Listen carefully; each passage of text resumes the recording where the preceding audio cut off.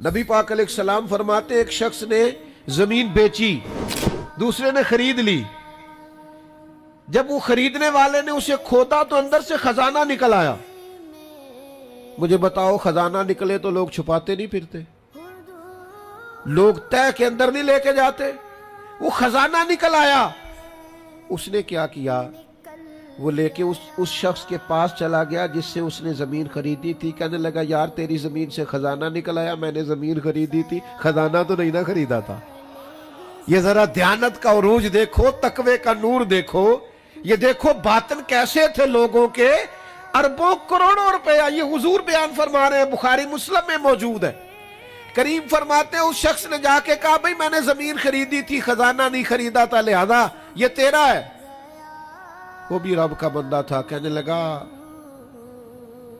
میں نے نا زمین بیچی تھی اور جو کچھ ہے وہ سارا ہی بیچ دیا تھا، لہذا نکل آیا تو تیرا ہی ہے۔ میرا ہوتا تو جب میرے پاس تھی تب نکلتا، لہذا تیرا ہی ہے۔ دونوں میں بحث ہونے لگ گئی۔ وہ کہتا ہے تو رکھ، وہ کہتا ہے۔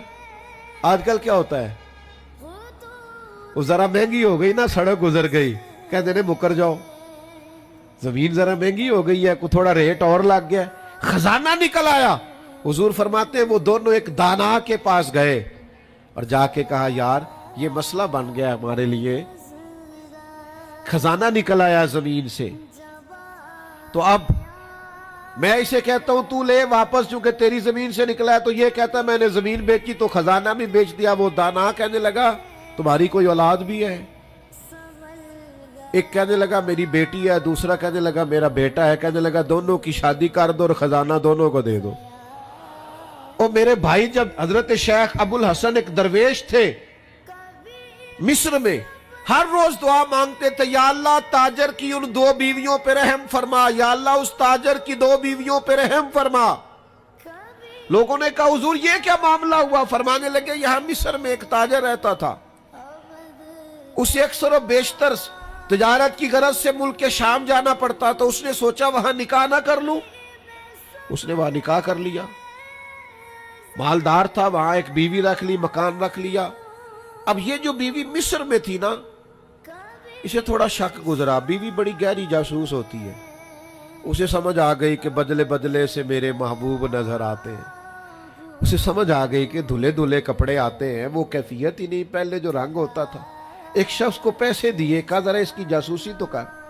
شیخ فرماتے ہیں وہ ملک شام پہنچا، اس کے پیچھے پیچھے وہاں جا کے اس نے واپس آ کے خبر دی کہ تیرے شوہر نے تو نکاح کیا ہوا، لیکن اتفاق کی بات یہ کہ اس دفعہ جب یہ سفر سے آیا تو شدید بیمار تھا، بیوی حوصلے والی تھی، صبر والی تھی۔ اس نے سوچا کہ ذرا صحت اس کی ٹھیک ہوتی ہے تو پھر میں اس سے بات کروں گی کہ تم نے مجھے بتایا ہی نہیں اور نکاح کر لیا ہے۔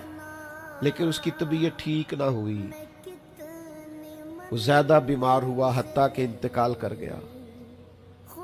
اولاد کوئی نہیں تھی۔ اس بیوی نے عدت گزاری اور پھر جتنی جائیداد تھی اس کا وہ حصہ جو دوسری بیوی کا بنتا تھا وہ سارا اونٹوں پہ رکھا اور مصر سے لے کر شام پہنچی اپنے بھائیوں اور عزیزوں کے ساتھ، اور اسے جا کے کہنے لگی، زمانہ تو نہیں جانتا پر میں تو جانتی ہوں نا، اللہ کو جواب دینا ہے، اس کی تو بھی بیوی ہے، جتنی میں حقدار ہوں تو بھی حقدار ہے، لہذا یہ حصہ تیرا رکھ لے۔ وہ کہنے لگی، میری بہن اللہ تجھے جزا دے، جس رب کو تو نے قیامت میں حساب دینا میں نے بھی اسے ہی دینا ہے۔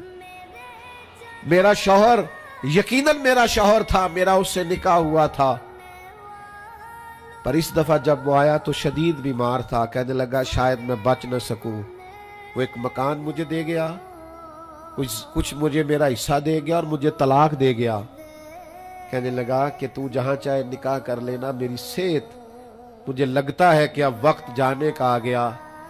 کہنے لگی بہن چونکہ مجھے طلاق ہو گئی تھی، اب میں اس میں سے حصے دار۔ شیخ فرماتے ہیں گواہ دونوں کے پاس کوئی نہیں تھا، پر دونوں اللہ کو جواب دینا چاہتی تھی۔